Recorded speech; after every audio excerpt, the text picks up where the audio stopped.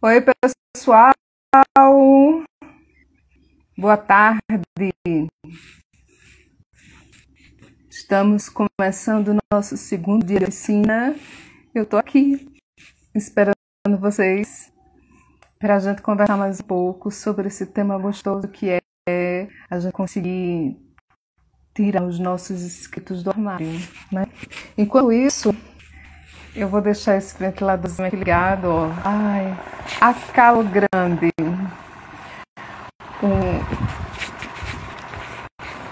Ontem foi bem produtivo, né? E hoje esperemos que também não seja. Esperar que esse povinho comece a entrar.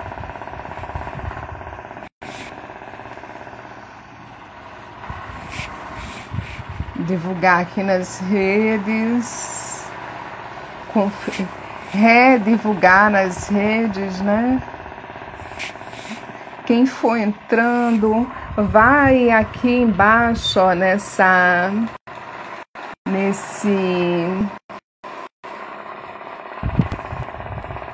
nesse triângulozinho, convida os amigos para participarem da live.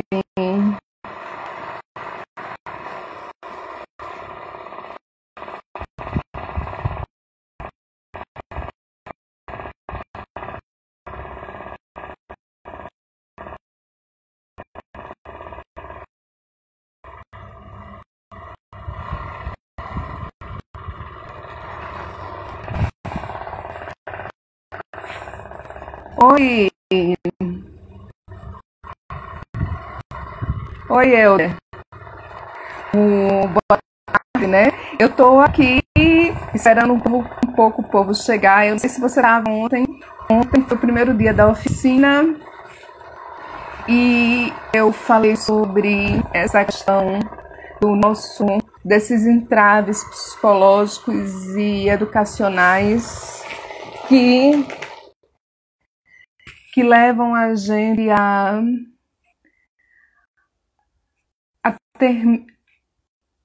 ter medo, a ter dificuldade de se autoaceitar como escritor, se ver como um escritor, né? De se reconhecer. E sobre o medo de mostrar os escritos às outras pessoas, sobre formas mais simples de a gente estar divulgando o nosso material, como pelo Zine, pelas redes sociais, por marcador de página, adesivos, aquelas colagens que o pessoal faz na rua de literatura, né? A gente ontem conversou basicamente sobre essas coisas, além de que falamos um pouco sobre os direitos autorais. Isso é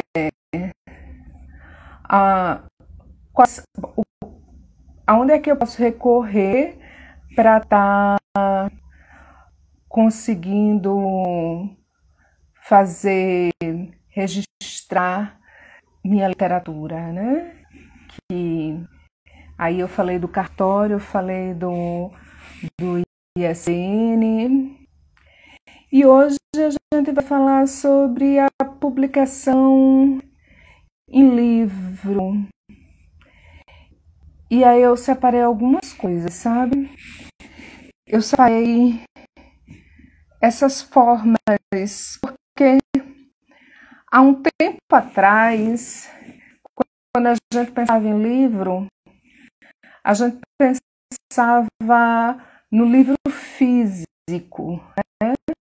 E me diz uma coisa, vocês estão me ouvindo bem? A minha voz está chegando bem aí? Oi, Maxwell.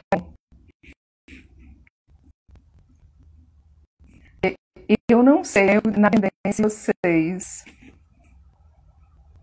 Eu só sei que eu estou escorrendo. O... Aí, como eu estava dizendo, antes, a gente, quando pensava em livro, a gente tinha o livro físico, né? Mas hoje em dia, a ideia de livro, ela não finda no livro físico. Ela vai além disso.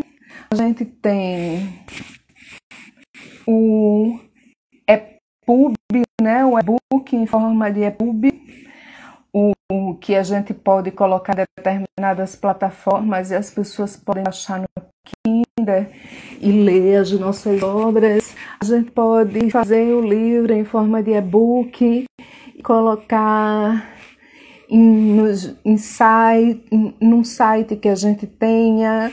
A gente pode colocar o link para ter acesso ao livro no Google Drive. A gente tem outras possibilidades, não só, mas a possibilidade do livro, de apenas o livro físico. E quando a gente pensa nisso, a gente tem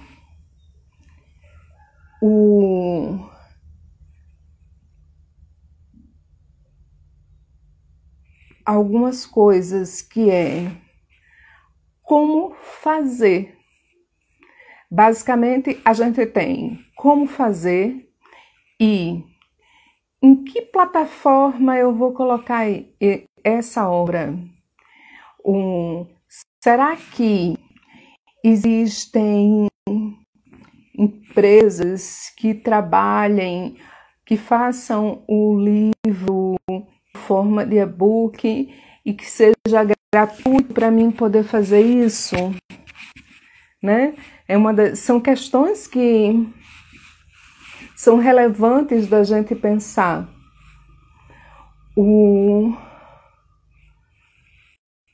Assim como é relevante a gente pensar na publicação impressa e as formas de publicação. Quando a gente pensa em publicar, a gente precisa pensar a gente precisa pensar nas formas de publicação que existem, quais são as que eu me identifico, porque às vezes você é muito distante da tecnologia e o livro em forma de e-book, ele não se torna acessível para você, se você é muito distante da tecnologia. E às vezes você já tem um manuseio grande com aquilo, tem amigos que também leem bastante e-book e você percebe que aquela forma de publicação é uma forma que é prática e relevante para você. E isso é muito importante. Parar aqui só um segundinho só para mandar um cheiro para uma preta lá em Porto Alegre. Simone, eu fui hoje de tarde resolver suas coisas e mais tarde eu falo com você pelo WhatsApp. Aí, voltando, a gente precisa pensar em quais são as formas que existem para publicar um livro e quais são as formas que eu me sinto mais à vontade. Porque você pode dizer, eu só me sinto, eu não quero publicar um livro que seja online, eu quero para mim um livro para ter a minha publicação, eu preciso pegar no livro, né? Pegar, cheirar, só assim se torna real. Tem muita gente que pensa desse jeito. E cada pessoa precisa analisar o que é relevante para ela. O que é que vai satisfazê-la? Porque às vezes você ultrapassa aquelas fases que eu estava falando ontem de autorreconhecimento, de começar a publicar online, zines, coletâneas. Vamos falar sobre as coletâneas. E você sente que já está com um material bom e de uma quantidade boa e de qualidade que lhe satisfaz, né, enquanto leitora, enquanto crítica de si mesmo. E você diz: agora eu quero fazer um livro. E é nesse momento em que você precisa verificar, na hora em que eu quero fazer o livro, como é que eu vou me sentir satisfeito com isso? Às vezes a pessoa se sente satisfeita com um livro físico. Existem formas de a gente fazer um livro físico sem ter tantos gastos? Existem. Vamos conversar sobre isso. Existem outras formas da gente ver a coisa física também, né? Vamos conversar sobre essas coisas hoje. E aí, uma das formas que a gente tem de publicação, e normalmente é meio que como se fosse um degrau, né? A gente toma consciência da gente, a gente começa a se identificar enquanto escritor, a gente começa a mostrar os nossos escritos e começa a buscar formas de publicar. Ontem eu disse para vocês que nos anos 70 houve o mercado editorial era muito restrito, né? Existiam poucas editoras, as editoras eram bem inacessíveis para os autores, para certos autores pelo menos, e diante disso, os poetas, os escritores se juntaram com os outros artistas, né? Desenvolveram o movimento marginal, mas dentro do movimento marginal,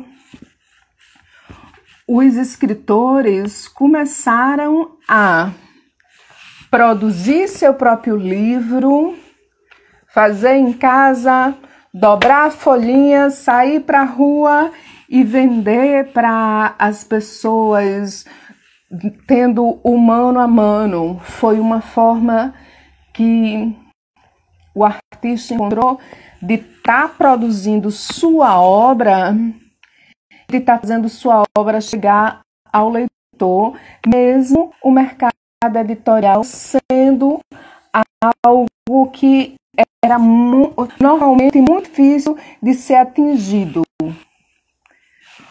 Hoje em dia, essa relação com o mercado editorial, ela é outra, completamente distinta.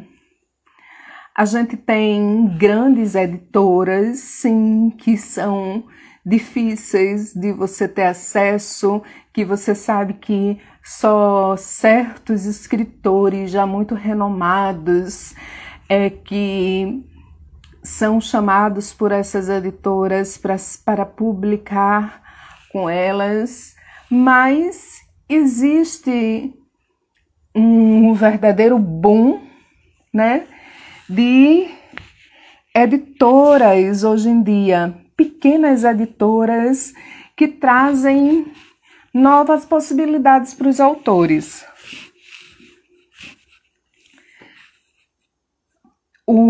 Novas possibilidades por quê? Porque publicar o livro se tornou uma coisa mais fácil com a quantidade, é quase que uma popularização das editoras. Não se tem mais só uma, duas, três grandes editoras, se tem várias editoras, né? E Isso faz, tanto aumenta a concorrência, o que faz com que os preços, você possa pesquisar e encontrar melhores preços, né? Como você vai encontrar editoras pensando, fazendo focos. Por exemplo, eu sou uma mulher negra. Até um certo tempo atrás, a gente não encontraria no nosso país editoras voltadas para o público negro. Hoje em dia a gente tem. Na verdade, já tem um tempinho que a gente tem, mas está crescendo mais o mercado editorial para o escritor negro. E, por mais terrível que seja, o preconceito, ele está na rua, ele está dentro de casa e ele também está lá dentro do mercado editorial.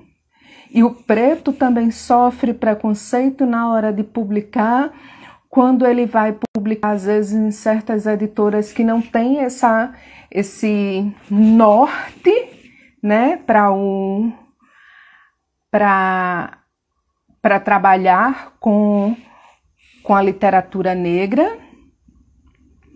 E às vezes a pessoa procura uma editora e a editora se nega a fazer o livro da pessoa, por mais que a pessoa vá pagar, e o dinheiro da pessoa vale tanto quanto o dinheiro do outro, mas se nega a fazer isso porque não quer lidar com o negro, né?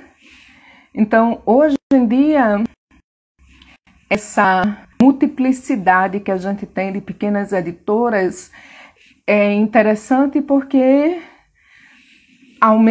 aumentou esse leque, né, de possibilidades da gente poder publicar, mas que também tem várias editoras que pensam certos segmentos, né? Pensam o segmento LGBT, pensam o segmento negro, que tem um trabalho voltado para aquilo. E isso é importante na hora em que uma pessoa negra vai trabalhar com uma editora que trabalha as questões negras, ela vai mais segura de si, segura da certeza de que no meio daquele processo ela não vai se sentir constrangida por um processo de racismo que ela poderia enfrentar dentro de outro espaço, ou de querer poldar o texto do outro por causa de certas questões, né? As editoras voltadas para o público LGBT não vão poldar certas problemáticas, enquanto uma outra editora pode pegar o texto, ler e dizer, não, eu quero que na revisão a editora informar que quer retirar certas partes da obra, e por uma questão de pudor, porque é que a gente vive em 2021 e às vezes parece completamente real essa existência de pudores dentro do mercado editorial. Mas eu já passei por experiências, essa censura é uma loucura, Sol. De uma revista e ser publicada e desistirem e cortarem a publicação porque aparecia os seios da moça. Ou o livro tratar sobre questões eróticas e a editora, o livro está ali no prelo e alguém muda a direção do pessoal que está na instituição, e a nova equipe que entra chega, encontra o livro no prelo, mas olha assim e faz: espera aí, isso daqui tem questões eróticas. Ai, tem questões eróticas, eu não acredito. Fechou, joga no lixo, coloca lá embaixo. Faz isso hoje. É absurdo, é ridículo. Tem coisas que a gente vai vendo no meio do caminho, e eu já passei por essa situação, né? Do livro tá ali no prelo, já pronto para ir ser impresso, mudar de equipe que está lidando com a instituição, e de repente ele ser censurado, e junto com ele ser censurado outras obras que, tipo aquele preconceito que até pararam de falar, que de vez em quando está se discutindo, que é o ato de uma mulher amamentar em público, né? Porque está mostrando seu seio. E aí você se negar a uma certa publicação por estar aparecendo o peito da mulher, mas a mulher está ali amamentando, e você vai censurar? É absurdo, mas é real. Mas existe, faz parte da nossa sociedade. Nossa sociedade é hipócrita, né? E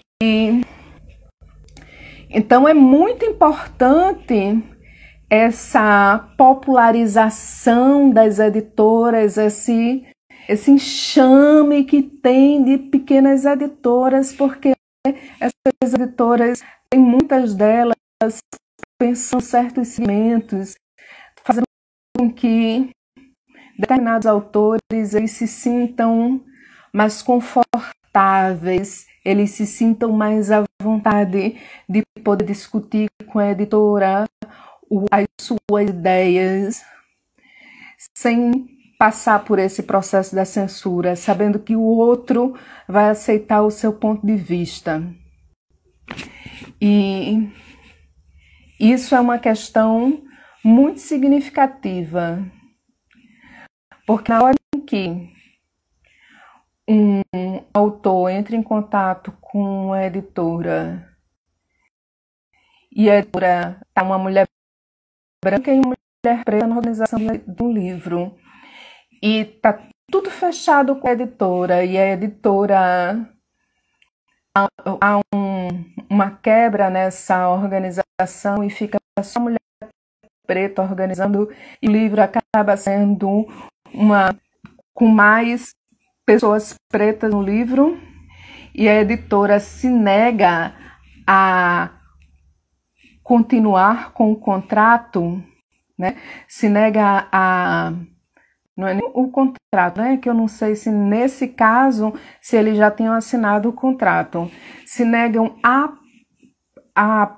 produzir, a fazer a edição do livro, é muito agressivo. Então, a gente pensar qual é o nosso lugar de fala e quais são as minhas concepções, e buscar editoras que se identifiquem com as problemáticas que eu trabalho, é significativo. É significativo eu, enquanto mulher negra, por exemplo. Na hora em que eu busco uma editora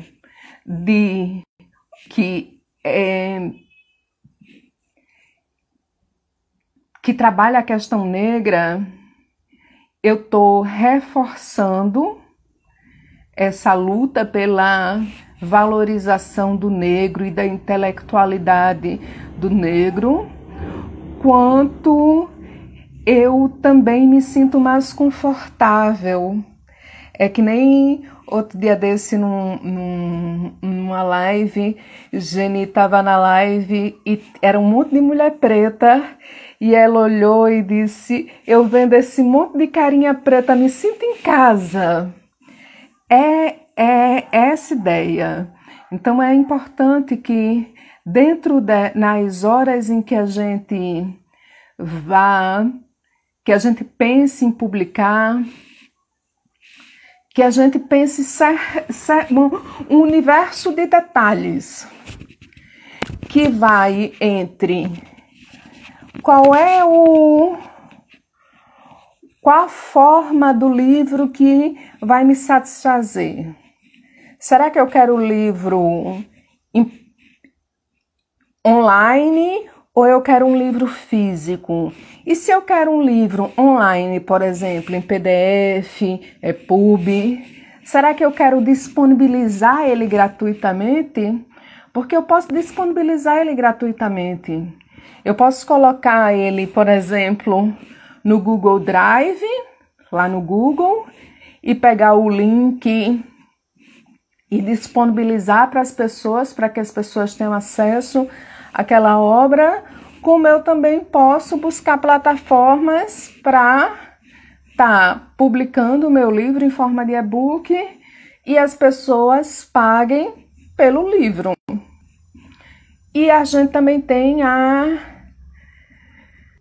gente tem uma coisa bem legal nesse espaço, que é a Amazon, porque pela Amazon a gente consegue, a gente mesmo tá organizando o livro lá pelo site da Amazon, a gente se cadastra e a gente faz a capa do livro, a gente coloca os textos do livro, eles tiram uma numeração que é como se fosse ISBN, mas é uma outra nomenclatura, e o livro fica sendo vendido na internet pela página da Amazon, é um preço que geralmente é pouca coisa e a gente vai receber uma porcentagem bem menor, mas a gente vai estar fazendo aquilo sem ter gasto.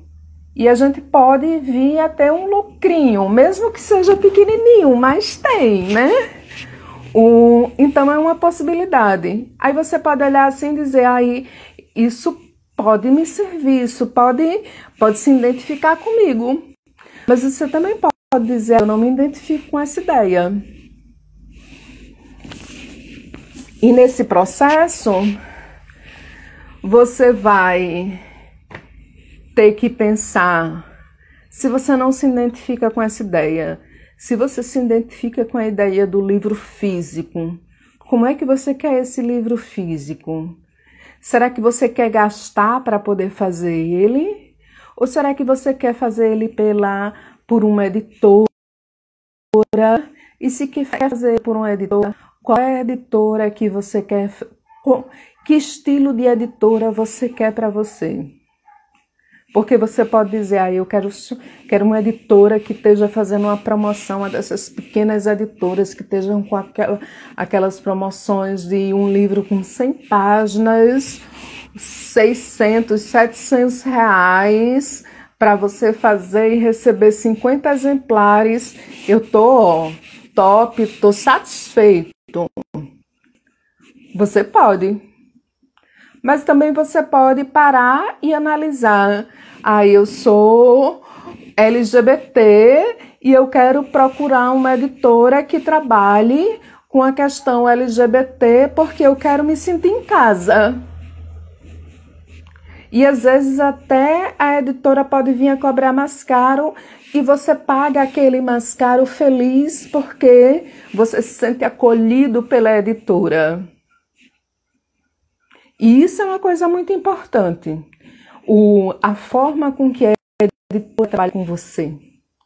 O se sentir acolhido, o tratamento, se custa ou não custa lhe responder, o trato humano, isso é uma questão muito significativa na hora da gente até retornar para essa editora, né?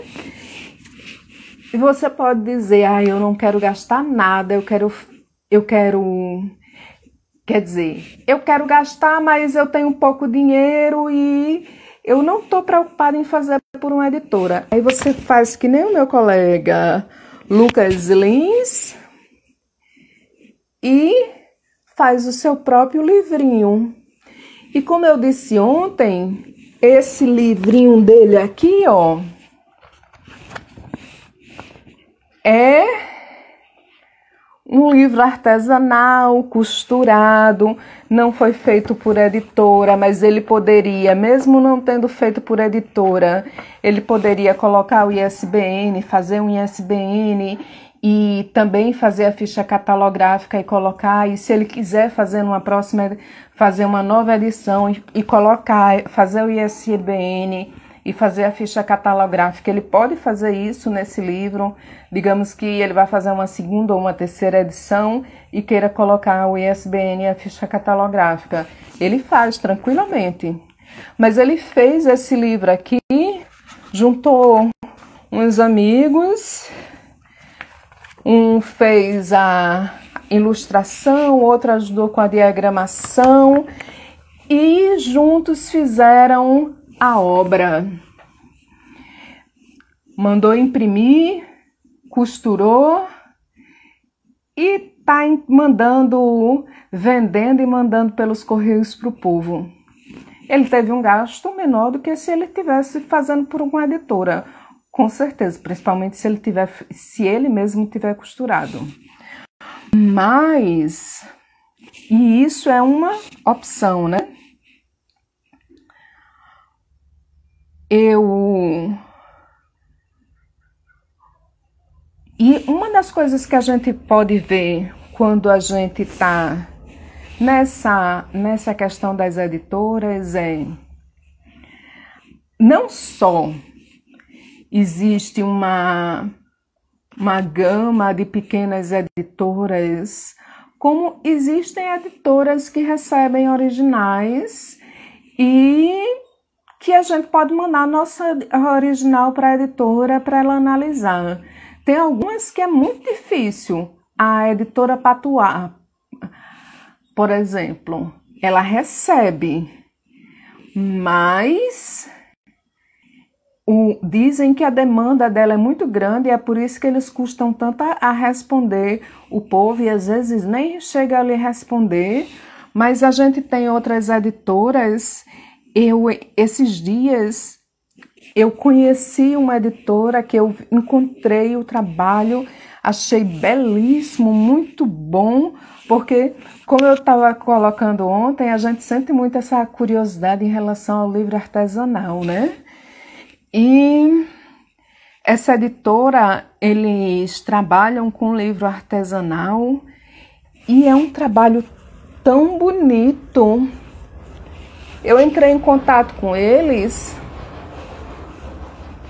que é a editora Icenarium Livros. Deixa eu anotar aqui para vocês.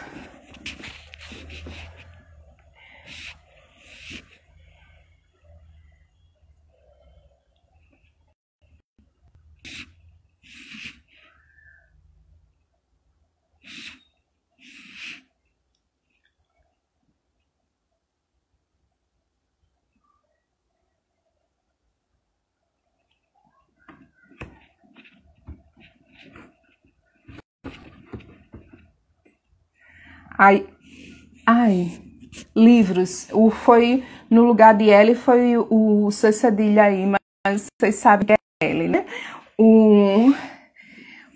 Coloca aí no Instagram e procura, vocês vão ver que trabalho bonito. E eles recebem originais de poesias, de contos, de crônicas, de novela. E aí a gente pode pegar o nosso livro, organizou, se sente seguro, preparou todo o seu material, separou ali o que é que você quer publicar. Uma das formas que você pode buscar é fazer uma pesquisa, verificar quais são as editoras que recebem originais mandar o seu original para essas editoras e ficar esperando. Eu sempre sugiro uma coisa: não bata em apenas uma porta. Porque você bate numa porta e ela pode se manter fechada para você. Então eu sugiro que a gente sempre bata em muitas portas. Então você manda para 5, 6, 7, 8, 9, 10 editoras o livro e espera que alguma delas responda para você. Porque na hora em que você tenta mais, você tem uma maior probabilidade de em algum espaço aquele seu material ser aceito, né? Então você tem essa possibilidade aí de procurar essas editoras. Aí você tem a editora Patuá, que recebe material, você tem a Cenário Livros, né? Você tem outras editoras também que recebem, e, por exemplo, a Patuá e a Cenário, elas me chamaram a atenção porque elas recebem livro de poesia. E é muito mais comum a gente encontrar editoras que recebam livros de romance, de novela. Existe uma demanda maior em relação a você conseguir. Você escreve romance, você enviar para uma editora, você vai encontrar mais editoras recebendo esse tipo, recebendo ficção, do que recebendo poesia. Então, tanto a Patuá quanto essa recebem poesia, por isso elas me chamaram a atenção, porque, por essência, eu sou poeta, né? Mas você encontra várias, assim como você encontra algumas editoras, por exemplo, a Verdirelas, não é que ela receba o original, eles recebem também, sabe?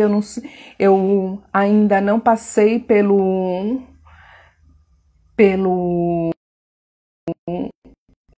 por experiência com eles, mas uma coisa que eu sei deles é, de vez em quando eles preparam coletâneas, assim como eu preparo minhas coletâneas, só que aí eu sou independente, né? Eu preparo as coletâneas enquanto uma escritora independente que se junta com outras mulheres e tá aí na luta em prol da literatura feminina.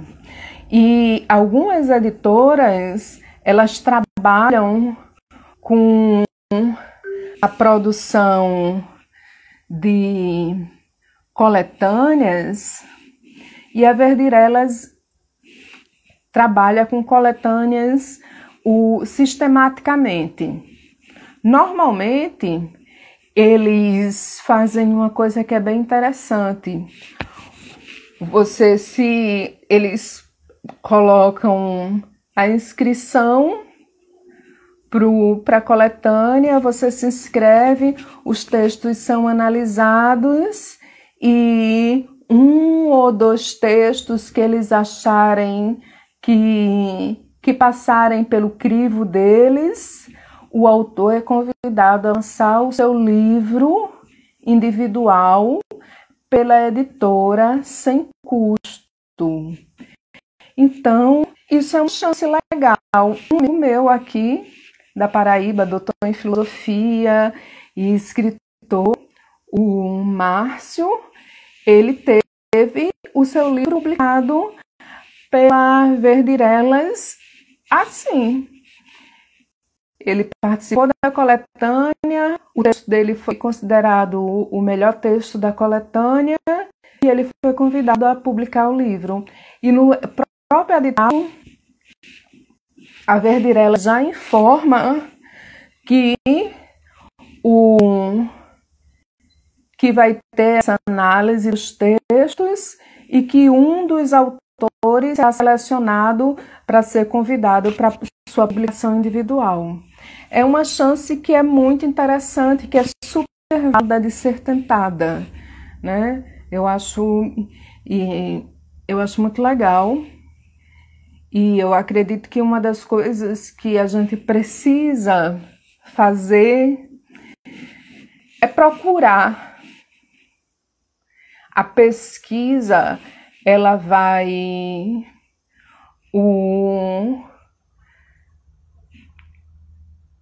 ela faz a gente descobrir coisas maravilhosas, muito interessantes mesmo.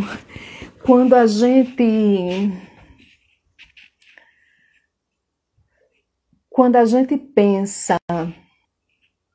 Oi, Betânia. Betânia acabou de entrar aí. Ontem eu mostrei para vocês o livro das Marias 1, as Escrituras Negras 1, que a capa é uma escultura que é da Betânia, Cheiro Preta.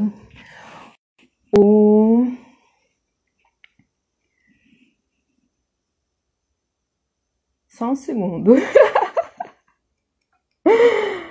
Ai,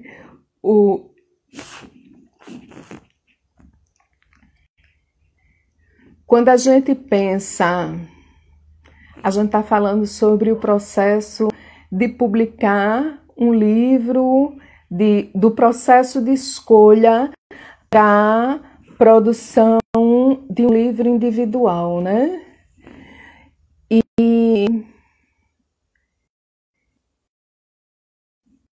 eu normalmente, eu penso que esse é um processo que a gente faz depois de uma certa maturidade.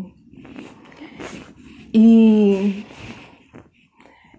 uma maturidade não em relação à idade mesmo, fisiológica, mas uma maturidade enquanto escritor. Porque normalmente nós somos muito críticos de nós mesmos, né? E sermos críticos nos leva a parar e olhar assim e dizer, esse daqui eu não gosto, esse daqui eu não gosto, esse daqui eu não gosto. E vai fazendo, a gente vai se autopeneirando, né? A gente vai analisando o que é que tem de melhor, até que a gente olhe assim e diga, agora eu acredito que minha obra está num nível de qualidade aceitável para eu poder publicar um livro.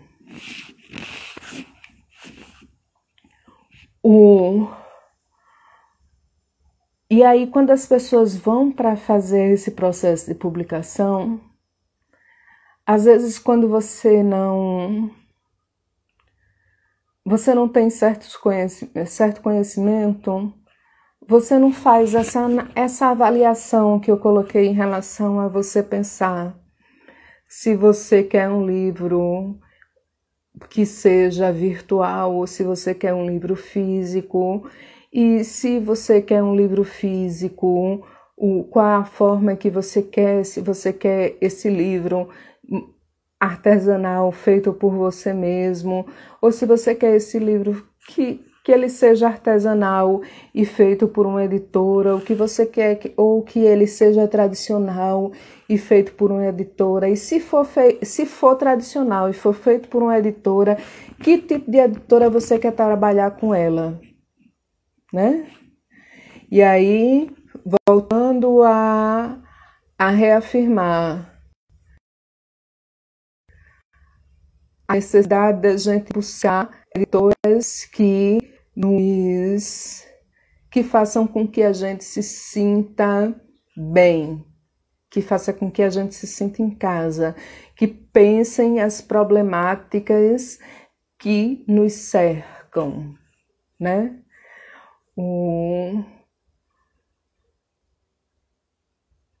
Nesse momento, tem algumas dúvidas que eu queria colocar para vocês, que eu observo que as pessoas têm. Às vezes é a primeira vez que você vai publicar e você não sabe como é que você vai fazer aquele processo, né? E às vezes você até já publicou, mas você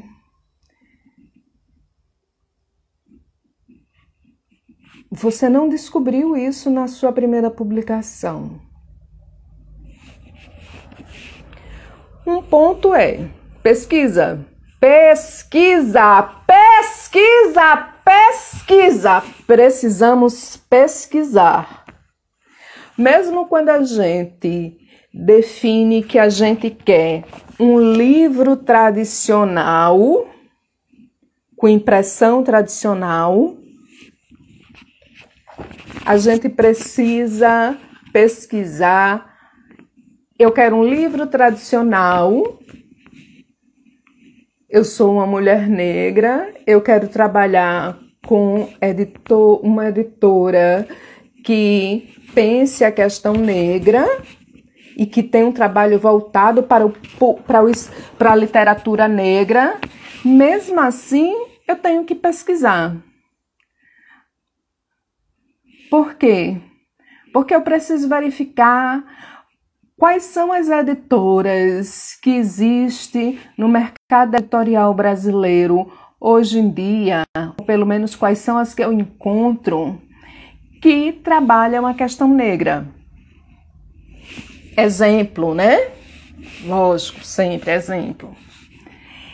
E após pesquisar quais são essas editoras, eu preciso entrar em contato com elas para poder verificar as condições de cada uma.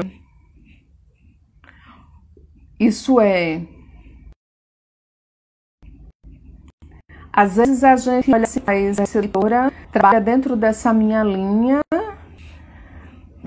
o público dela é o meu público, né? Ela é voltada para mim, mas eu entrei em contato com ela tem 1 mês, 2 meses, eles não me retornaram. Então, eles podem até ter um preço mais significativo, mas dificilmente eu vou querer fazer um trabalho com alguém que não se preocupa em me dar um retorno. Porque como é que eu vou fazer qualquer trabalho com alguém se eu não consigo dialogar com a pessoa, se eu não consigo fechar o contrato com a pessoa? Não vai. Se eu não consigo ter um orçamento. Ou então se a pessoa me dá um retorno e o retorno eu percebo que a resposta que o outro me dá não é uma resposta humanizada. Porque às vezes as respostas não são humanizadas. Terrível, né? Mas realidade. Então a gente precisa pesquisar. Mesmo depois de fazer todo esse filtrozinho de pensar que eu quero, qual é o tipo de edição que eu quero, qual é o tipo de edição, qual é o tipo de editora que eu quero para mim, eu vou pesquisar dentro do que eu quero, qual é a que vai me satisfazer em relação ao trato dela comigo, os valores que ela oferta e a qualidade do produto dela.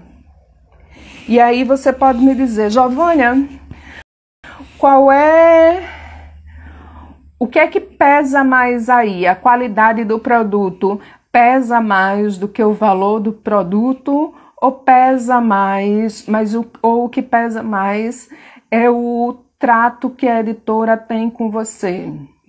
Na minha concepção, todas as coisas são muito relevantes. E às vezes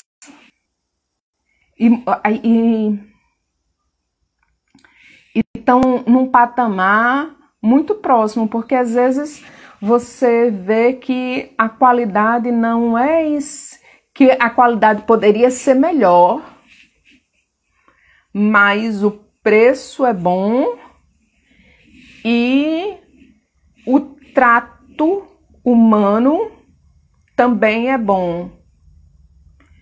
E aí você releva o fato da qualidade não ter o esmero que você gostaria que tivesse. E às vezes você olha e faz, não vale a pena. Isso vai depender muito, né, da relação que eu vou ter. Mas é preciso que a gente analise essas coisas. E quando a gente além de a gente analisar essas coisas, tem umas coisinhas que são bem básicas que muita gente faz, que é pensar. Às vezes você quer publicar um livro e você fica com medo por causa dos custos, né? E aí você não pensa essa coisa de que você pode mandar material para uma editora, que ela pode analisar o seu original e você pode mandar para 10, 15, 20 editoras até que uma olhe e diga: esse negócio aqui tá bom e aceite. E você vai se anulando, né? Uma das coisas que levam as pessoas a se anularem dentro desse processo é elas pensarem que vão ter certos gastos que ela não precisa ter. E que às vezes algumas pessoas têm. Eu já conheci pessoas que já tinham publicado o livro, mas que ainda não tinham percebido que elas não precisavam ter certos gastos. Um gasto que você precisa ter. Real. Desculpa aí, o calor aqui é muito grande. E não dá para manter o ventilador ligado porque o barulho do ventilador parece um avião. A revisão. A revisão é uma coisa que a gente precisa fazer. A revisão é uma coisa que, quando a gente fecha o contrato com a editora, se a gente quiser, esse é um gasto que a gente vai ter a mais. Então, o que é que eu sugiro? Como a gente... Eu sou uma pessoa muito perfeccionista, sabe? Metódica e perfeccionista. Chata, no fim das contas. E eu acredito que se você conhece pessoas que trabalham com a língua portuguesa, que trabalham com a literatura, que faz revisão de texto, e você se sente à vontade, que você confia no trabalho do outro, eu acho preferível que a gente busque alguém que a gente já conhece o trabalho dessa pessoa, tem uma certa confiança nessa pessoa, para que essa pessoa faça a revisão do nosso texto. E aí a gente negocia com a pessoa. A gente pode pagar, dependendo se for um amigo muito próximo, pode fazer um preço mais em conta, ou pode não cobrar, pode lhe presentear com aquela revisão, você vai negociar com o outro e vai verificar como é que fica, certo? Mas eu sugiro que a gente faça com alguém que seja da nossa confiança. Por quê? A revisão é um processo dentro do livro que, por mais que às vezes a gente revisa, manda para um revisor, o revisor revisa, a gente revisa de novo, encontra ainda algumas coisas, mas depois que imprime, a gente ainda encontra os danados e uns erros no meio do caminho. Revisão é um troço chato. Então,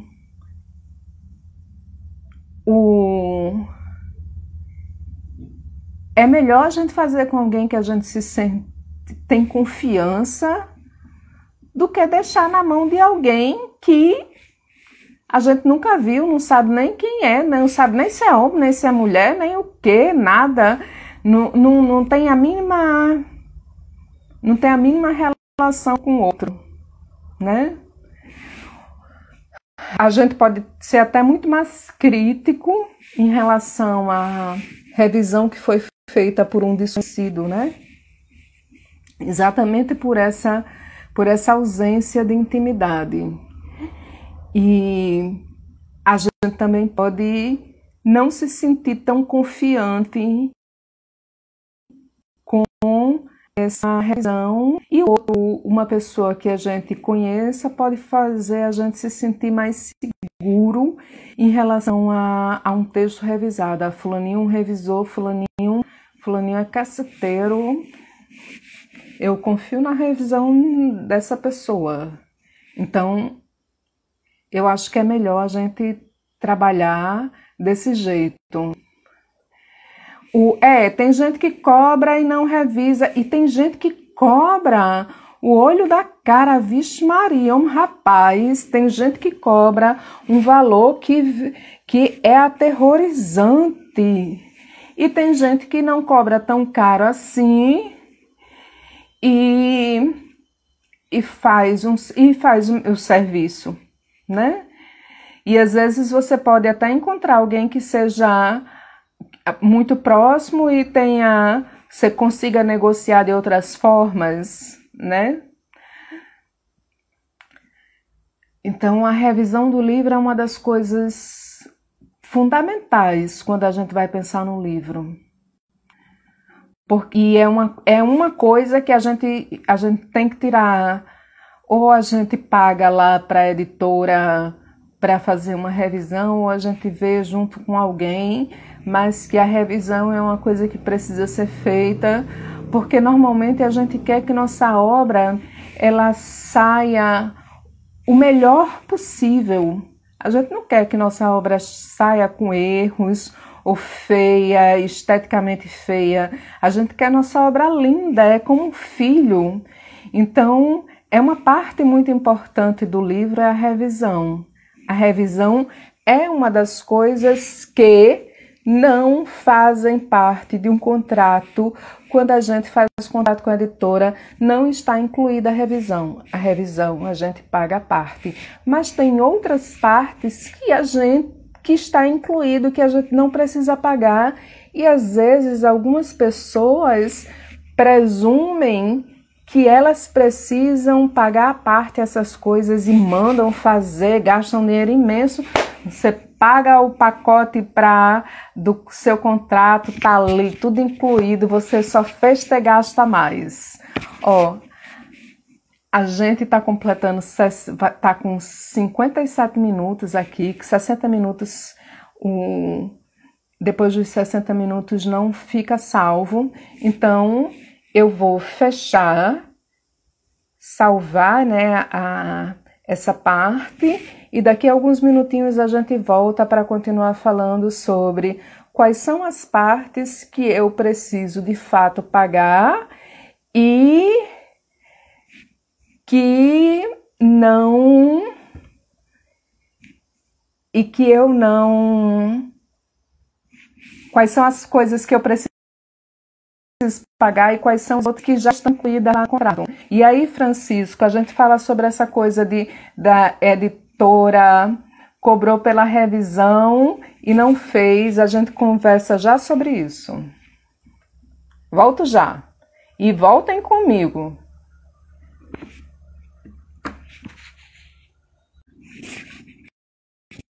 Voltando, galera.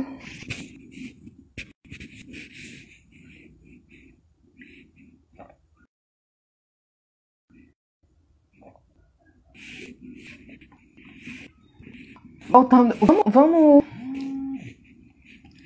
vamos falar sobre essa pergunta essa colocação que o Francisco fez, né? A editora cobrou, mas a danada não fez a revisão. Ora, tem uma coisa simples aí nesse processo, muito simples, que é, quando a gente faz o contrato com a editora, uma das coisas que está inclusa é a gente receber o miolo, a gente recebe o miolo em PDF, a gente aprova tanto a capa quanto o miolo, certo? Então, se eu recebo o meu miolo em PDF, leio, dou uma olhada nele e verifico que, se eu recebi esse miolo, eu analiso ele e verifico que ele não foi corrigido, eu tenho que dizer à editora: olhe, eu paguei pela revisão e eu quero a revisão e aqui não está corrigido. Então a gente tem que cobrar, a gente tem que fazer. E é por isso que às vezes assim, é por isso que eu digo que eu sou chata, porque eu sou muito cri-cri. Eu, fazendo o livro aqui, teve um momento em que a pessoa me mandou a prova do miolo 25. Mas, se colocar um espaço fora do lugar, volta e ajeita. A gente precisa ter esse cuidado quando a gente revisa o material, sabe? Porque, e essa coisa de, o que eu coloquei da revisão, na hora em que eu solicito a uma pessoa que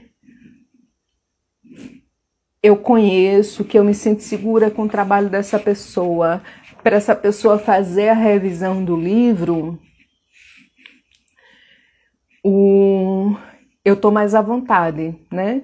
Na hora em que a pessoa da editora faz a revisão do livro e ela não me dá nenhum retorno, porque a revisão do livro, o revisor normalmente manda o texto revisado para o autor. Às vezes ele tem dúvidas em determinadas partes do texto, se você está querendo dizer aquilo na construção de uma frase, por exemplo.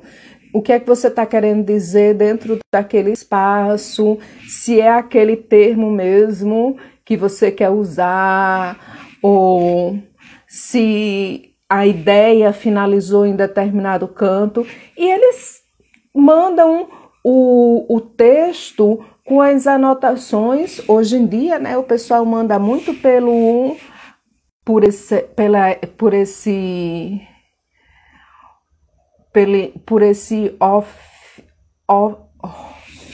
Word, esse Word online, né? Que você vai fazendo, ele manda a sugestão da revisão e pede sua aprovação para aquela sugestão de revisão. Se você não concordar, você não corrige. Isso quando você está trabalhando com um revisor sério de uma editora. Então, se fez a revisão, não mandou para você não mandou para você o arquivo do livro, fazendo questionamentos sobre a revisão, mostrando quais eram os problemas que ele tinha encontrado, perguntando o que era que, pedindo aprovação para determinadas revisões, então você tem que dizer: peraí, cadê o material revisado? O que é que foi revisado? O que é que eu concordo? O que é que eu não concordo com essa revisão? Porque a obrigação do revisor é de lhe mandar. E a sua obrigação é de ir lá verificar, dizer: peraí, concordo, peraí. Eu realmente cometi esse erro. Eles não lhe mandaram o miolo e eles não me enviaram o miolo e sim os textos separados. Olhe, eu tenho 6 livros individuais publicados, estou na sexta, está vindo o 6º livro de coletânea que eu organizo, tá vindo aí nos correios, tá rodando aí nos correios, chega já aqui em casa, eu louca para receber. E eu realmente confesso a você que eu nunca trabalhei com uma editora que não me mandasse o miolo. Olhe, eu trabalhei com algumas editoras. Editora Slam, lá de São Paulo, eles têm um preço bom, mas o pessoal de lá tem um problema com a diagramação. Você tem que ficar em cima com a molesta dos cachorros doidos. Brigar mesmo. Mas eles têm um preço ótimo. Mas fica em cima. Eu trabalhei com o pessoal da Venas Abertas de Minas Gerais. A diagramação deles é uma coisa assim maravilhosa. Lindo, lindo, lindo o trabalho deles. Belíssimo, belíssimo. Trabalhei com a editora daqui da UFPB. Trabalho de revisão da pessoa eu gostei. O trabalho de diagramação do rapaz eu também gostei, de Alexandre. Na verdade, adorei o contato, o processo, o contato com ele. Estou trabalhando agora com a editora da revista África e Africanidades. A editora Slam, eu fiz muitos livros com ela. E trabalhei com a Sangre Editorial também. Todas as editoras que eu trabalhei, você vê que eu trabalhei com várias editoras diferentes, de cidades diferentes, de João Pessoa, de São Paulo, do Rio de Janeiro, de Minas Gerais, de Belo Horizonte. E todas elas me mandaram um miolo. Normalmente, dentro do contrato, quando você conversa com a editora para saber os valores, pegar orçamento, já vem no próprio orçamento informando quais são as obrigações da editora. Aí, por exemplo, nisso ela coloca, normalmente faz uma tabelinha e coloca esses outros serviços, como serviço de revisão, se você quiser, por fora, e é tanto, certo? Mas, dentro, você provar a capa, você receber a prova da capa, você receber o miolo para você fazer, analisar, são coisas básicas que toda editora faz. Pelo menos, eu nunca trabalhei com nenhuma que não fizesse isso. Minha sugestão para você é que você não trabalhe mais com essa editora, que você procure uma editora que tenha um trabalho mais profissional, né? Já que além de não lhe mandar um miolo, também cobraram uma revisão e não fizeram a revisão. E a revisão é um desses pontos importantes, né? Revisão é uma coisa que a gente precisa, de fato, ver, pagar por fora ou pagar pela editora, mas é uma coisa que a gente tem que ver. É um ônus, né? Não é um ônus, não está incluído no pacote do contrato. Quando a gente vai fazer um livro infantil, ou mesmo quando a gente vai fazer um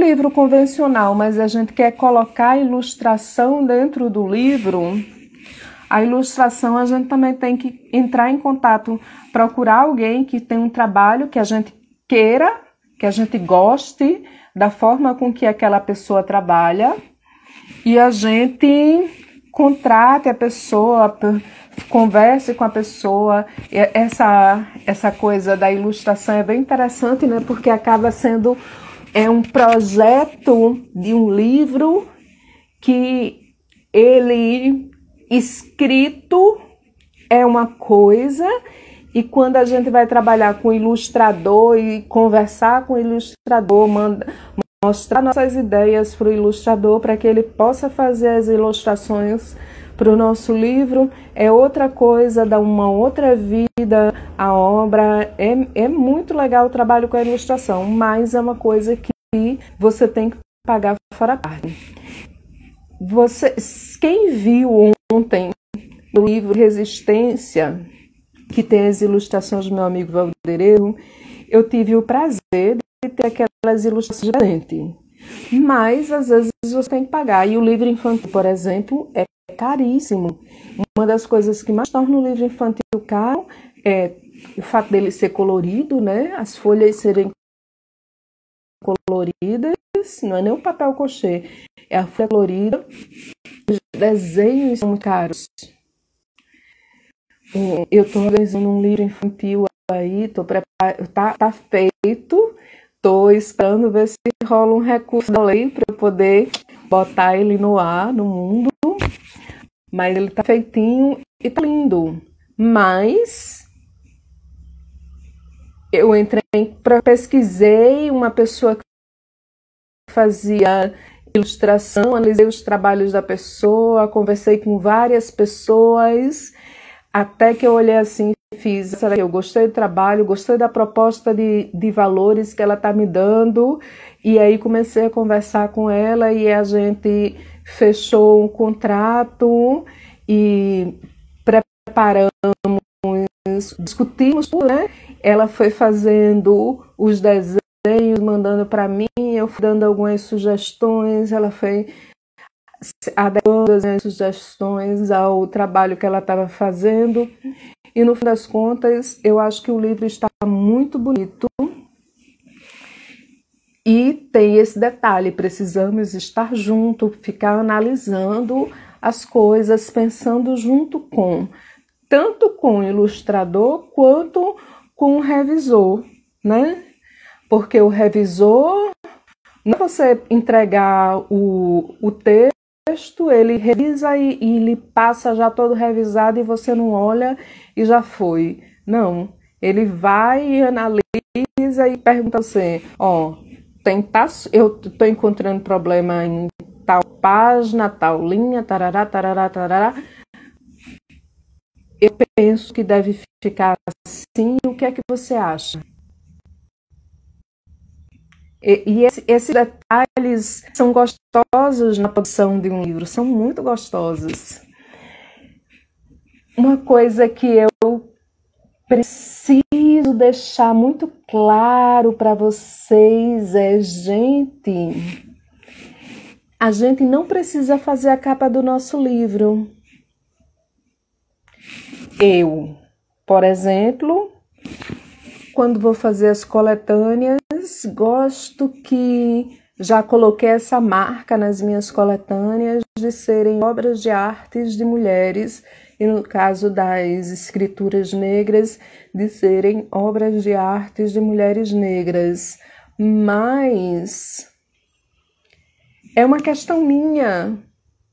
Se eu quiser fazer um livro e deixar em aberto, quando eu assino um contrato com a editora, a construção da capa, a diagramação do livro já estão inclusas no contrato. Tem muita gente que vai se travando para a ideia de publicar, pensando nos custos e pensando assim, vou pagar uma pessoa para fazer a capa, pagar uma pessoa para fazer a diagramação, pagar uma pessoa para fazer a revisão e pagar a editora para publicar o livro. E quando você pensa desse jeito, você tem aí 4 contas na sua cara. Isso não vai me deixar feliz. Ninguém fica feliz com isso. Ninguém. É preciso que a gente saiba que coisas como capa e diagramação eu não tenho a obrigação de fazer. A editora faz. Qual é a minha obrigação? Na hora em que eu contrato, minha obrigação é separar meus textos, digitar os textos direitinho, entrar em contato com a editora, fazer orçamento. Fechei com a editora, na verdade, quando eu vou fazer orçamento, eu tenho que mandar o arquivo de Word para a editora poder analisar quantas páginas vão dar para que ela possa fazer o orçamento, né? Porque o orçamento do livro, algumas coisas interferem no orçamento do livro, isto é, quantidade de páginas que o livro tem, se ele tem até 100 páginas, se ele tem mais de 100 páginas, se o miolo do livro é em papel office. O que é um papel office? É esse papel aqui, ó, branquinho, ou se ele é em papel pólen. Eu gosto muito do livro, o livro literário, a poesia no papel pólen, e fica muito legal, que é esse papelzinho, ó, amarelinho. Então, o papel pólen, tchau, Dantas, o papel pólen, ele é um pouquinho mais caro. Mas se você analisa, ora, se eu penso que esteticamente minha obra vai ficar mais bonita com esse papelzinho mais grossinho, mais porosinho, amarelinho, e eu vou gastar uma base de 150 a 200 reais a mais na publicação do meu livro, para mim é mais válido do que deixar ele com a página branca. E às vezes você quer que seja com a página branca. Meu livro infantil eu quero que seja com a página branca, porque vai ser para as crianças pintarem. Os desenhos é para as crianças lerem e pintarem. Então, nesse caso, a página branca cai bem, né? Então, a gente tem que ver essa questão, que é algo que vai interferir no nosso orçamento na hora de pedir um orçamento a uma editora. Mas a diagramação eu não preciso fazer. E mas muita gente se preocupa com a diagramação e acha que precisa pagar por fora alguém para diagramar um livro. E acha que precisa pagar por fora alguém para fazer a capa do seu livro. Você pode ser uma pessoa curiosa que nem eu, que vai lá, cutuca, vai lá no Canva, cutuca, prepara. Eu não só escolho qual é a obra de arte que eu quero para a capa do livro, quanto a forma em que aquela obra de arte vai estar na capa do meu livro. Porque poderia estar o quadro, só um pedaço, só o quadro aqui, e o restante da folha ser branca ou azul claro, sei lá. Poderia ser de outra forma, né? E eu tiro a foto do quadro, boto no computador, entro lá no Canva, brinco, verifico qual é a forma que mais me agrada para ser a capa do livro, e quando eu fecho o contrato com a editora, eu mando para a editora meu modelo de capa, que aí eles vão fazer algumas modificações, tipo a letra, normalmente eles mudam, coisa assim, mas a proposta de capa que eu mando é a proposta que é para ficar. Mas não é todo mundo que é assim. Você tem que seguir de acordo com o seu ritmo. Esse é o meu ritmo, né? Você olha assim e faz, Giovana, eu não tenho sensibilidade para essa questão estética do designer. Você faz o contrato com a editora e quando for para a hora da capa, eles vão dizer, olha, a gente tem essa proposta de capa. E você vai analisar, vai receber um modelo, vai dizer para eles o que é que você pensa, se você gosta, se você não gosta, quais são as suas ideias para a capa. Quando você faz o contrato, você já pode informar para eles qual é a ideia que você tem da capa que você quer para o seu livro, para que para que o designer deles possa trabalhar em cima da ideia que o escritor tem em relação à capa da sua obra. E fazer o que você quer. É você quem vai aprovar a capa do seu livro. A editora, ela não vai fazer a capa do seu livro e colocar a goela abaixo para você. Não, você aprova isso. Então, você não tem que se preocupar em pagar por fora para alguém fazer a capa do seu livro. Você não tem que se preocupar em pagar por fora para que alguém faça a diagramação do seu livro, porque a editora tem a obrigação de fazer isso. Na hora em que você assina o contrato, lá no contrato está a produção, a arte da capa do livro, a diagramação, a prova da capa, a prova do miolo, a inserção do ISBN. A editora tem a obrigação de fazer um depósito legal do seu livro lá na Biblioteca Nacional. Eles recebem um comprovantezinho, tudo direitinho, e você pode solicitar a eles o comprovante desse depósito legal do seu livro na Biblioteca Nacional.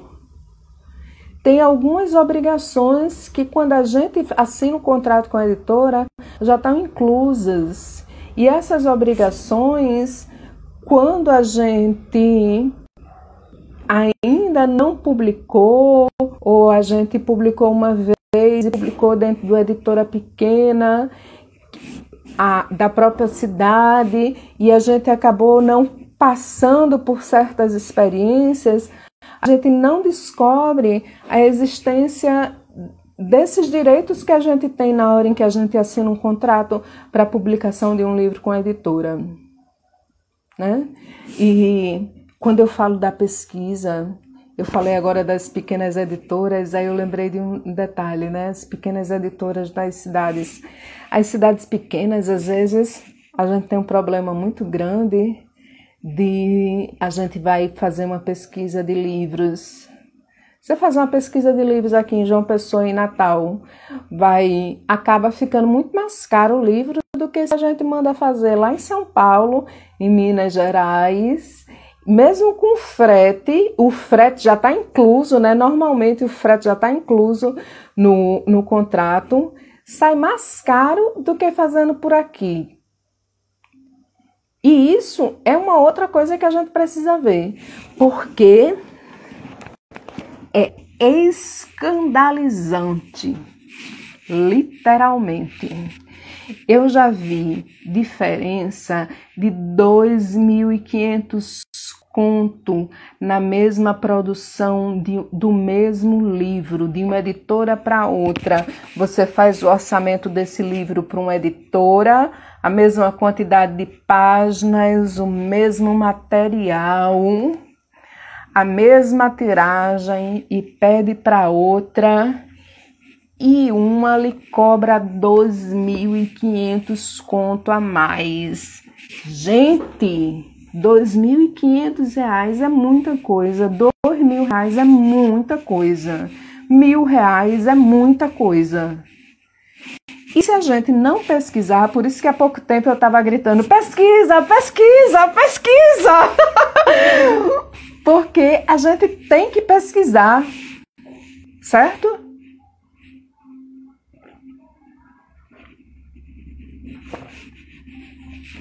É incrível.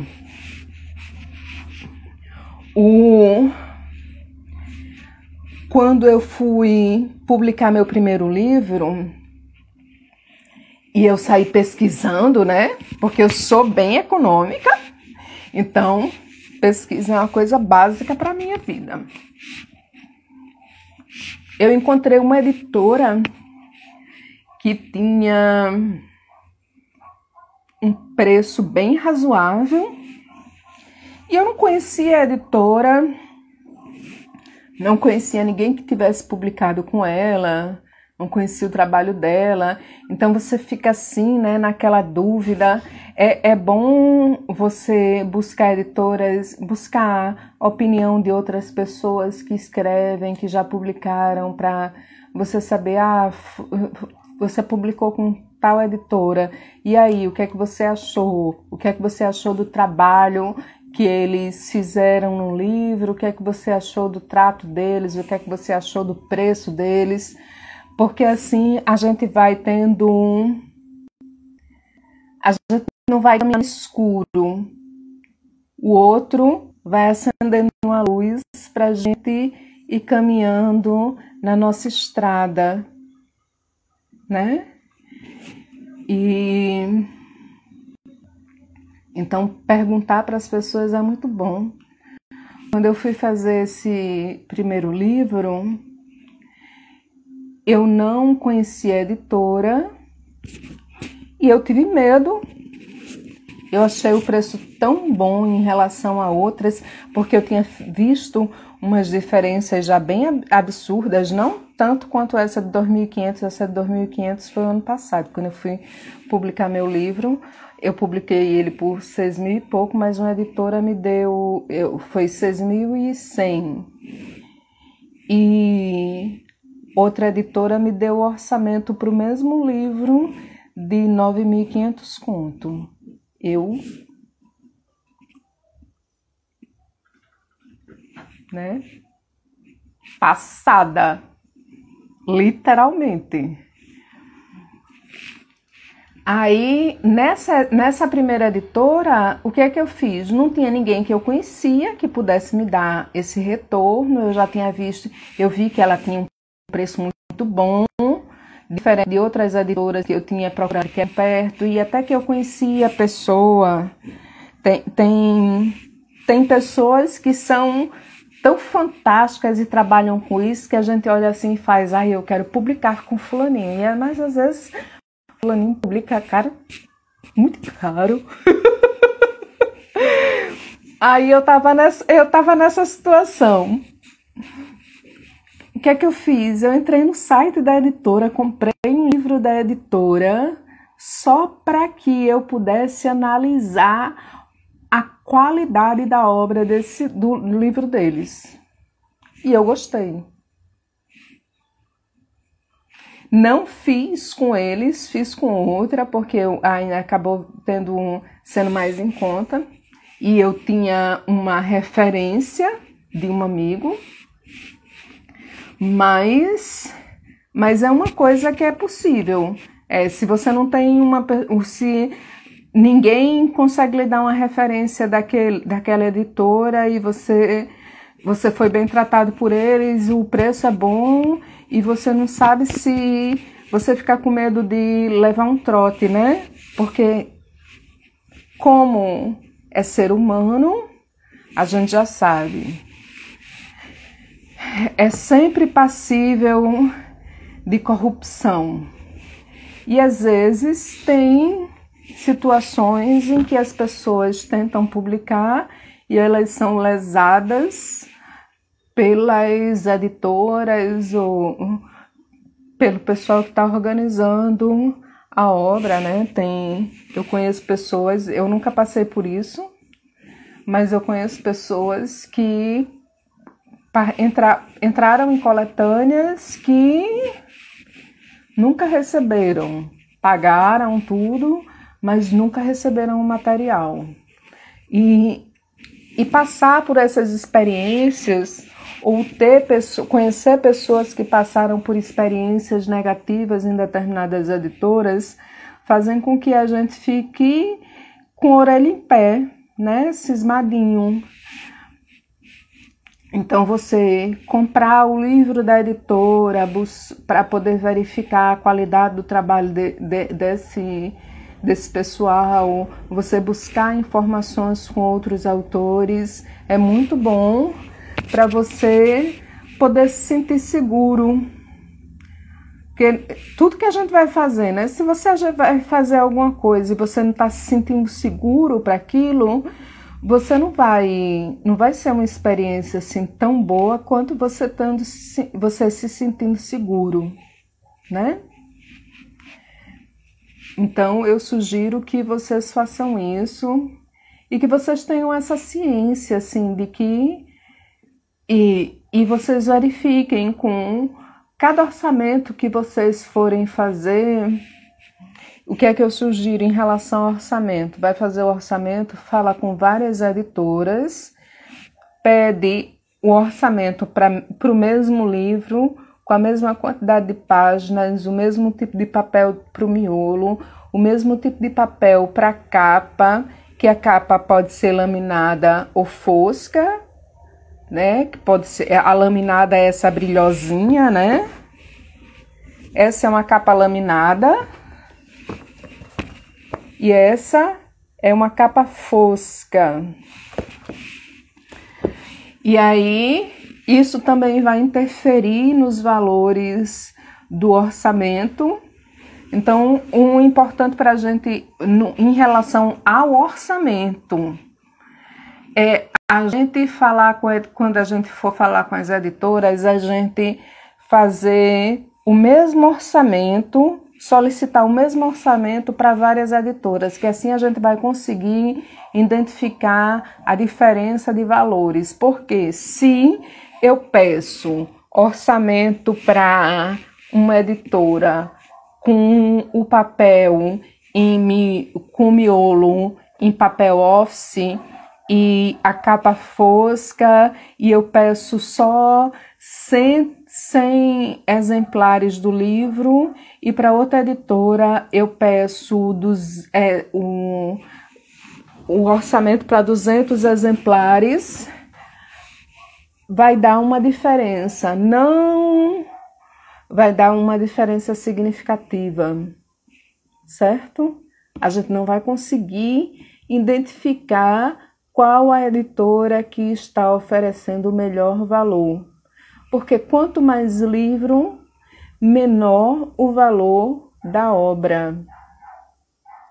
Se você pede 100 exemplares, um livro com 100 páginas e 100 exemplares, e você pede orçamento para 5 editoras, quando você receber o orçamento dessas editoras, você vai conseguir verificar a diferença dos valores entre elas. Mas se você pedir uma quantidade diferente ou quantidade de páginas distintas nos orçamentos, você vai ter resultados distintos e você não vai conseguir fazer essa comparação para poder verificar o que é que está mais em conta. E a gente não vive num momento econômico para que a gente não analise também a questão do quanto é que estão me cobrando para poder fazer o serviço, né?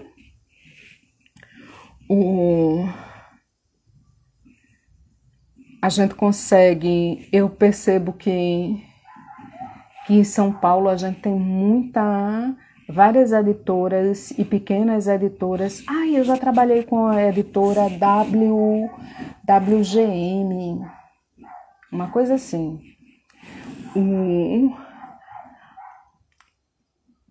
Que tem uns preços muito em conta e que não tem só essa coisa de ter um preço em conta, como tem a questão de terem editoras voltadas para segmentos, para o segmento LGBT, para o segmento negro, ou para o segmento religioso, né? Porque se você é poeta, se você é um escritor, mas você é uma pessoa religiosa e você escreve e sua escrita ela tá voltada para as questões religiosas, você vai procurar uma editora que normalmente publique questões religiosas e que o público dela também seja esse público, tanto por a forma com que ela vai receber você, como o público que ela tem já é um público voltado para você, né?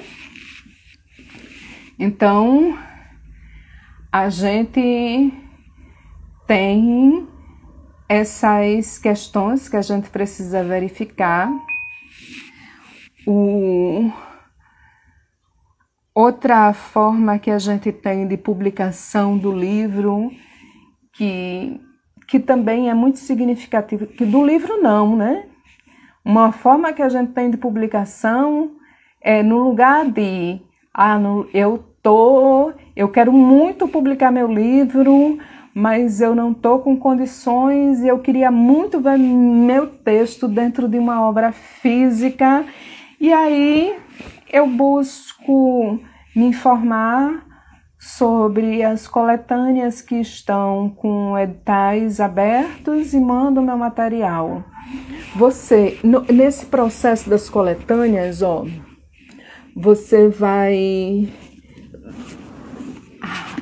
tem diferentes formas de trato. Você encontra editoras que trabalham diretamente que fazem organização de coletâneas, né? Como eu falei da Verlidelas, né? Deixa eu confirmar aqui o nome.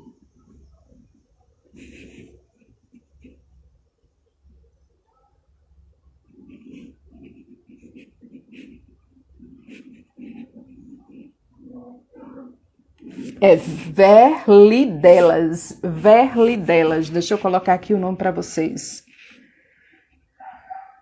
Porque é um nome estranho, né?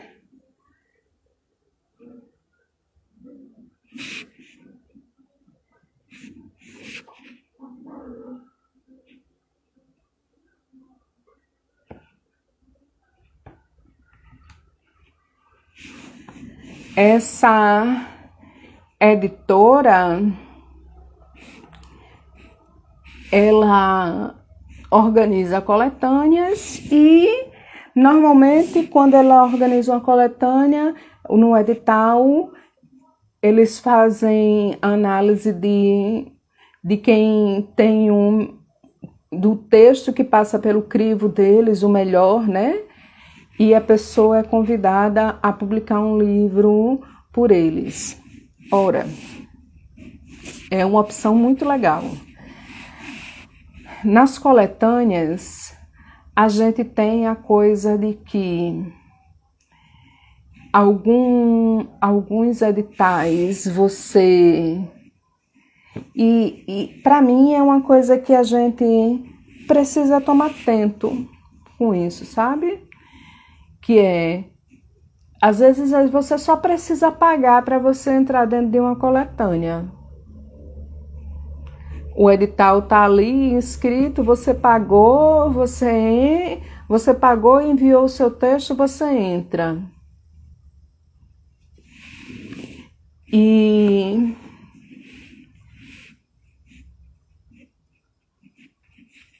eu tenho problemas com isso, porque isso coloca a literatura para mim numa coisa muito mercadológica, sabe? E aí eu fico com aquele problema em relação à indústria cultural, de que da arte passar a ser um produto na prateleira, né? Por quê? E é uma problemática significativa, porque o artista, ele precisa sobreviver da arte, da sua arte, então ele precisa receber por ela, mas isso não quer dizer necessariamente que a arte tenha que virar um produto na prateleira. E na hora em que eu só faço pagar para poder participar de uma coletânea, para mim, a escrita passou a ser um produto. Paguei e agora eu quero. Passei no caixa, paguei, embale e me entregue meu produto que eu estou indo embora do supermercado. Literalmente. Então, tem muitas situações em que é só você pagar para você participar de uma coletânea. E outros em que existe uma análise dos textos. E aí, eu particularmente, todas as coletâneas que eu organizo são balizadas na análise do material. Pouco importa quem seja, de ter renome, de ser amigo, de não ser, o que importa para mim, para que o texto entre na coletânea, é que ele tenha qualidade literária. E às vezes eu até dou parênteses para a qualidade literária para pensar a problemática. Muitas vezes eu passo pela situação de eu aprovar um texto para uma coletânea, que aquele texto não tem a mesma qualidade que outros textos, mas que o texto traz uma problemática que provoca a identificação do outro, que são problemáticas muito reflexivas, que toque. Então, esses textos entram, mas é por um crivo, né? Não é uma questão de, não é uma questão de objeto, não é uma questão de você pagar, é uma questão da problemática que você escolheu ser uma problemática relevante demais. A questão da qualidade do trabalho que você faz ser muito bom, então você entra. E pouco importa se é a primeira vez que você está publicando ou se você já tem 5, 15, 17 livros na praça. Seu texto é bom, então entra. O tema que você escolheu para trabalhar pode não ter sido o texto pode não ter sido perfeito, mas o tema ele choca, ele entra dentro do outro, então o texto entra dentro da coletânea. Eu acredito que quando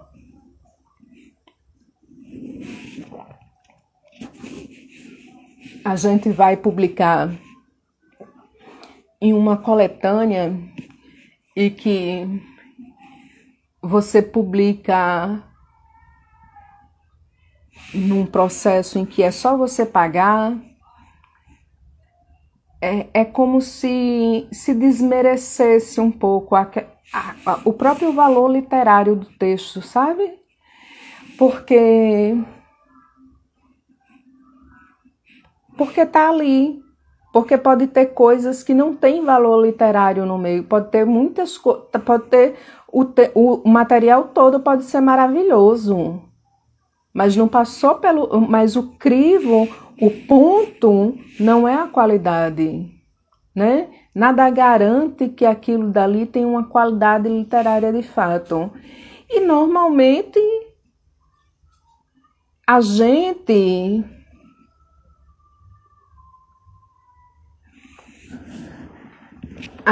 faz a gente quer estar junto com pessoas que escrevem bem, a gente quer estar dentro de mesmo a gente está publicando dentro de uma coletânea, mas a gente quer que aquele trabalho seja um trabalho bonito, em que as pessoas olhem e vejam que ali é uma obra de qualidade, né? Sim, eu faço uma leitura prévia, necessariamente. A coletânea traz umas facilidades maravilhosas, porque você não gasta muito, né, para participar de uma coletânea. A coletânea ela se espalha por vários lugares. Por exemplo, Sinergia, que foi a última coletânea que eu lancei. Tem mulheres do Nordeste, do Centro-Oeste, do Sul, do Sudeste, mulher na Europa.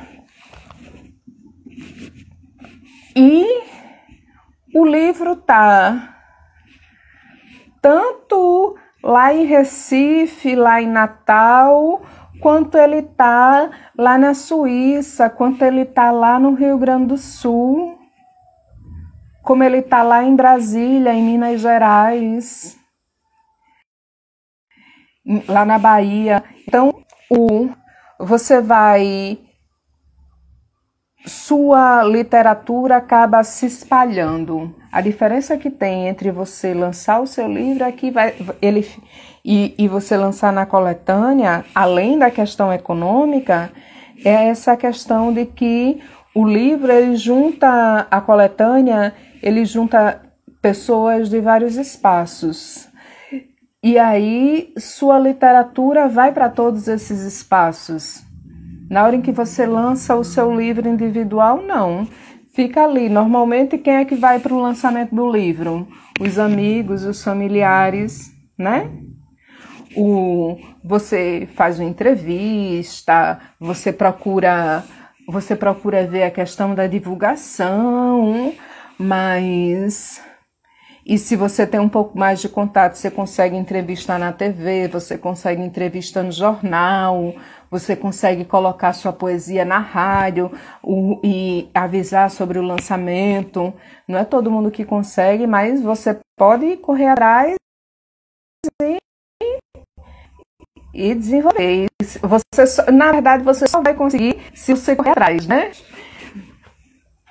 Mas, mesmo assim, ainda é um círculo pequeno, que é o círculo da sua cidade, certo?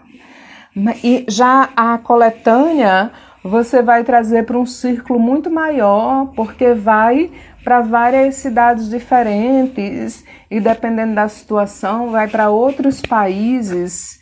Então, é uma forma muito válida de publicação, né? Tanto para a gente ganhar experiência em relação ao ato de publicar, quanto para que a gente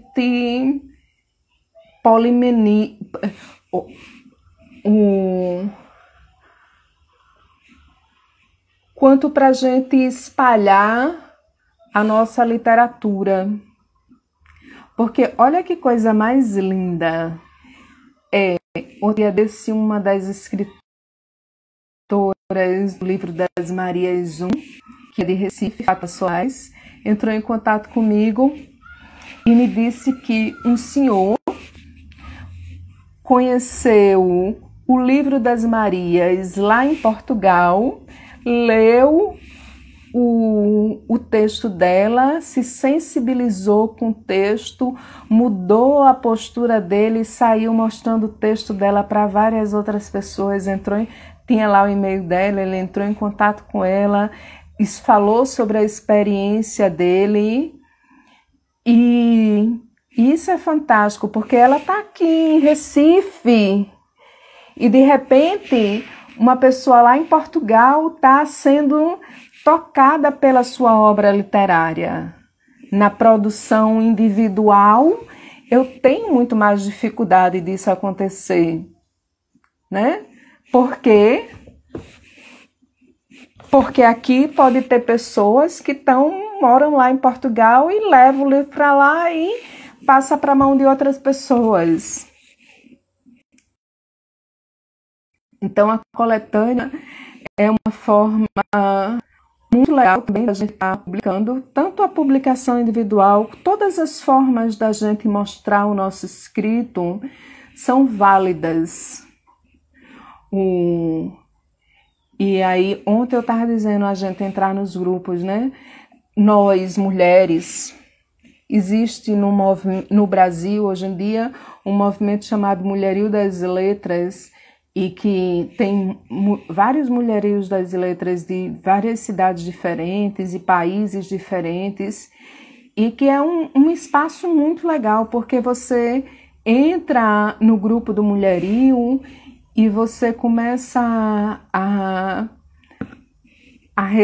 perceber, a descobrir que existem várias mulheres organizando coletâneas, você começa a entrar nessas coletâneas, sua escrita começa a ser vista em cantos diferentes.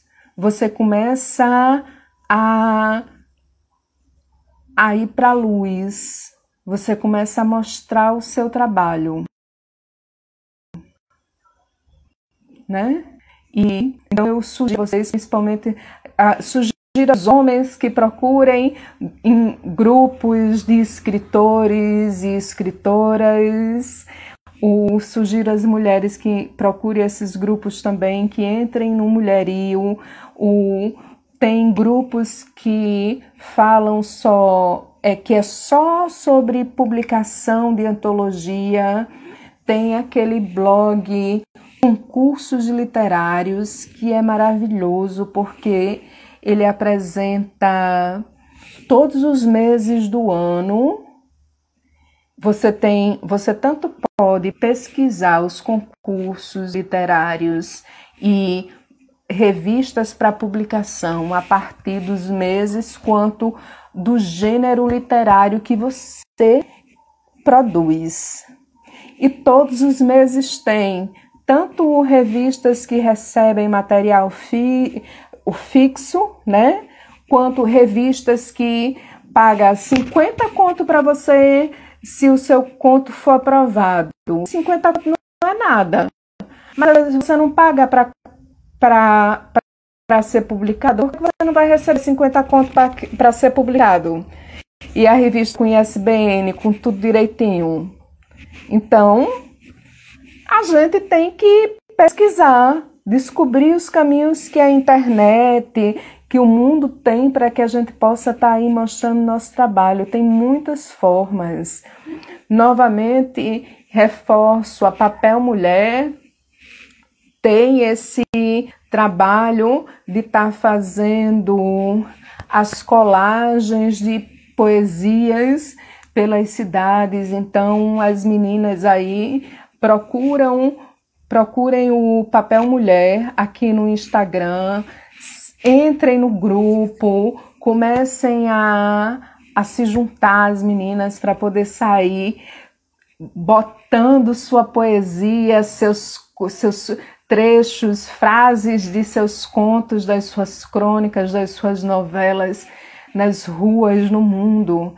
A gente tem muitas formas de mostrar a nossa escrita, mas para a gente fazer isso, primeiramente, a gente precisa se auto-reconhecer como escritor. Depois que a gente faz isso, aí que a gente se dispõe a sentar, a pesquisar, a perder o medo do computador, entrar nesse negócio chamado Google, né? Google, sei lá. Entra nesse trocinho aqui que ele diz um monte de coisa e você coloca lá, concurso literário. Você vai encontrar um monte de coisa, você coloca editora, literatura negra, vai aparecer várias coisas. Literatura LGBT, editora, literatura LGBT, vai aparecer várias outras coisas. Se você colocar lá, editora, literatura evangélica, também vai aparecer várias outras coisas. Então, você precisa pesquisar, você precisa buscar todas as formas para estar aí mostrando que vocês estão produzindo. E a gente tem muitas formas de mostrar isso. Eu falei um pouco de algumas formas, mas tem outras também. Então, vamos tirar os nossos escritos dos armários e vamos mostrar para o mundo essa potencialidade que a gente tem e encantar as pessoas. Eu vivo nessa luta pela literatura feminina, mas a luta pela literatura, cada um precisa abraçar a luta pela literatura de um modo geral. Tanto a literatura feminina, quanto a literatura feminina negra, quanto a literatura feminina indígena, quanto a literatura todas as formas de literatura, independente, sabe? A literatura evangélica precisa ser abraçada. A literatura negra, a LGBT, todas precisam ser abraçadas. Porque não é só um determinado segmento que produz literatura. Não só são homens brancos abastardos que produzem literatura. Muita gente produz literatura e toda ela tem o direito de ser vista. Vamos mostrar o que a gente anda produzindo. Pessoal, a gente está finalizando, está chegando nos últimos minutinhos aqui da nossa oficina. Gostaria de agradecer a vocês que estiveram aqui ontem, que estiveram aqui hoje. Eu espero que tenha sido uma experiência legal essa conversa, né? Sobre como tirar nossos escritos dos armários.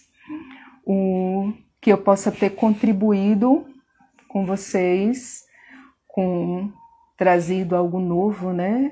Porque todo dia é dia de aprender.